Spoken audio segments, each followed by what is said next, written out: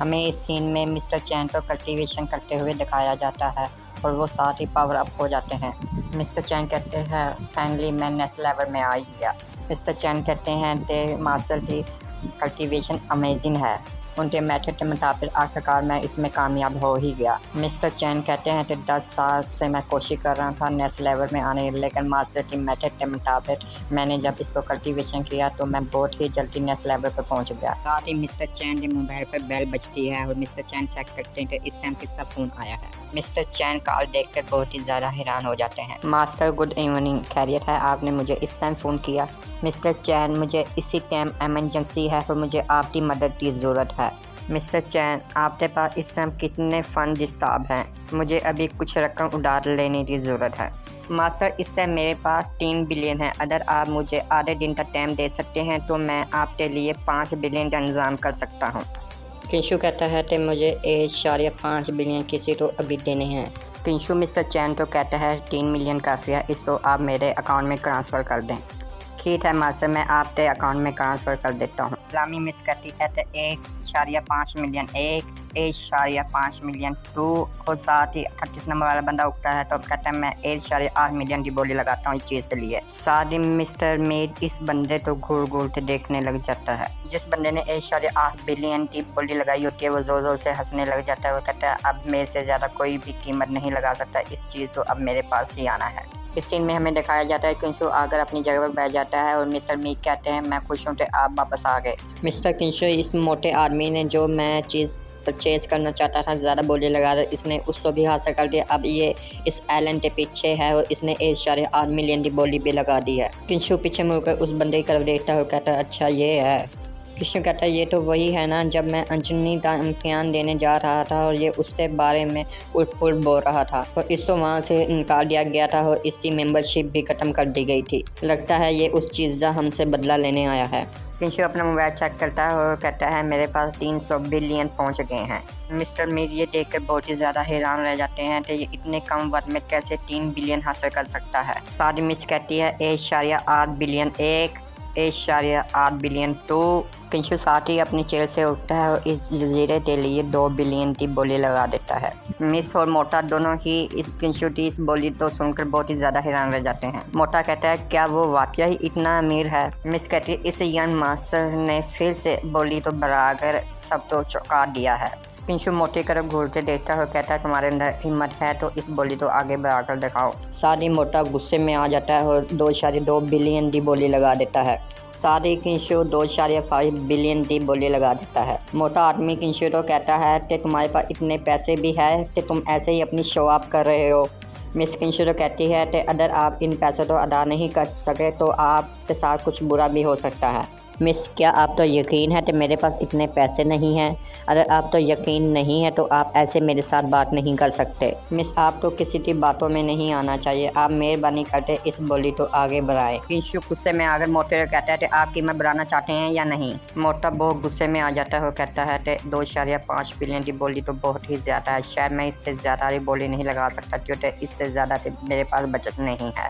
किंशु कहता है कि कोई भी अदर 2.5 से ऊपर बोली नहीं लगा रहा तो मिस आप इसको अभी डन करें। मिस कहती है 2.5 बिलियन 1, 2.5 बिलियन 2, 2.5 बिलियन 3। मिस कहती है ये आइटम इस यंग मास्टर दी हुई।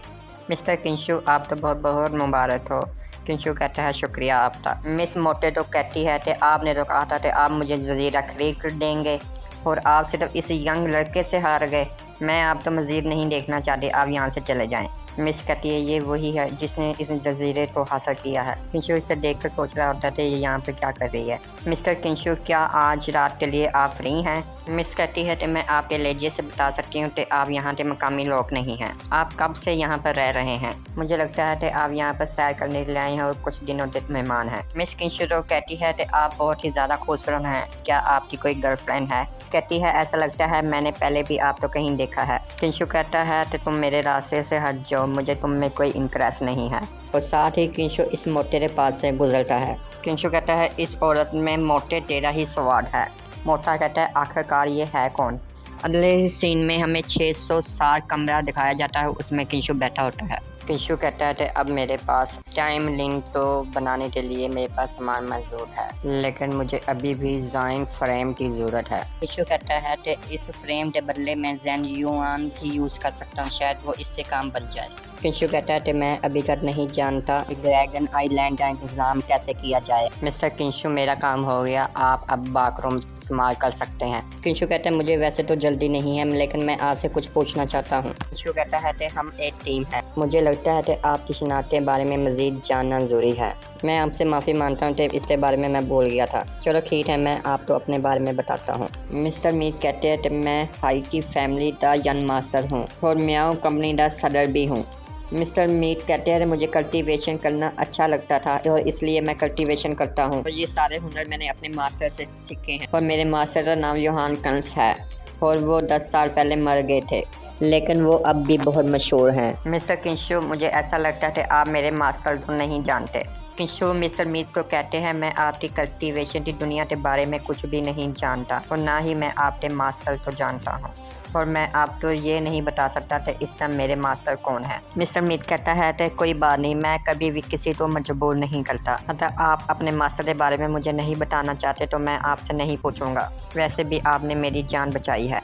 किंशु मिस्टर मीट को कहता है आपका शुक्रिया, लेकिन फिर भी मैं अपने बारे में आपको कुछ बता सकता हूँ। किंशु कहता है मैं हाई स्कूल में एक आम सा स्टूडेंट हूँ और हमारा एक छोटा सा रेस्टोरेंट है और मैं इसके अलावा कॉस्मेटिक कारोबार शुरू करने का इरादा रखता हूँ। मिस्टर मीट कहते हैं कि अच्छा, मैं आपकी बात समझ गया। अगर आपको मेरी मदद की ज़रूरत है तो मुझे तो आपकी मदद करके बहुत खुशी होगी। किंशु मिस्टर मीट को कहता है आपके लिए मेरे पास एक काम है, क्या आपको जजीरे के इंतज़ाम के बारे में मालूमात है? मिस्टर मीट कहते हैं आप ड्रैगन जजीरे के बारे में बात कर रहे हैं जिसको आपने आज रात को ख़रीदा है। मिस्टर मीट कहते हैं ठीक है, आप इस स्टार की खिदमत हासिल कर सकते हैं। मुझे एक बैरूनी कंपनी के बारे में पता है जो इस तरह की खिदमत पेश करती है। किंशु कहता है सबसे बड़ा मसला ये है कि इसका सरपरस्त कौन हो सकता है, लेकिन मुझे कोई भी अजनबी नहीं चाहिए। मिस्टर मीट कहते हैं ये बहुत ही ज़्यादा आसान है, उनके पास ट्रेनिंग सर्विस भी मौजूद है। आपको एक मुनासिब शर्त मिलने के बाद आप मुझसे रब्ता कर सकते हैं। किंशु कहता है ये एक अच्छा आइडिया है, देर हो गई, अच्छा अब आप आराम करें और हम कल समंदर की तरफ निकलेंगे।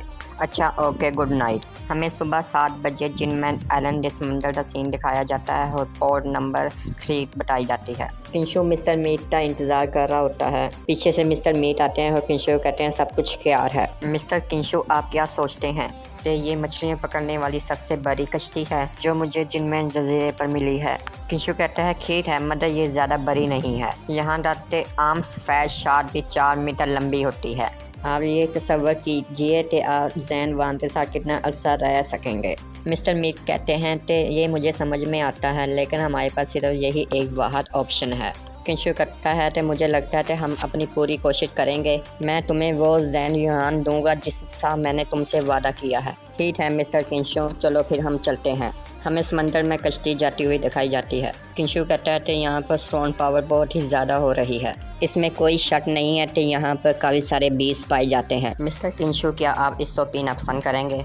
किंशु मिस्टर मीट से ड्रिंक लेता है, उसको पीने लग जाता है और कहता है कि अगर हम इसी स्पीड से जाते रहेंगे तो हम सूरज के टाइम तक वहाँ पहुँच जाएंगे। हाँ ठीक है, मैं इस टाइम थोड़ा सा सोना पसंद करूँगा। मिस्टर किंशु, आप भी थोड़ा सा रेस्ट कर लें। मिस्टर किंशु कहता है आप जाओ और थोड़ा सा आराम करो, मैं थोड़ा देर के लिए स्टैंड पर चलना चाहता हूँ।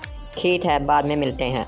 किंशु कहता है यहाँ पर मैं स्टोन पावर को फील कर सकता है, मुझे कल्टीवेशन करने के लिए यहाँ पर कोई अच्छी जगह ढूंढनी पड़ेगी। किंशु कहता है तो मुझे ना जल्दी करनी होगी और जल्दी मुझे लेवल अप करना होगा और मुझ तो फिश ग्रोइंग स्केट पर जाना होगा। मिस्टर मीर अपनी आंखें जल्दी खोले और मिस्टर मीर अपनी आंखें खोलते हैं ऐसा ऐसा। कैप्टन, क्या कोई मसला हुआ है? मैं अभी ही सोया था।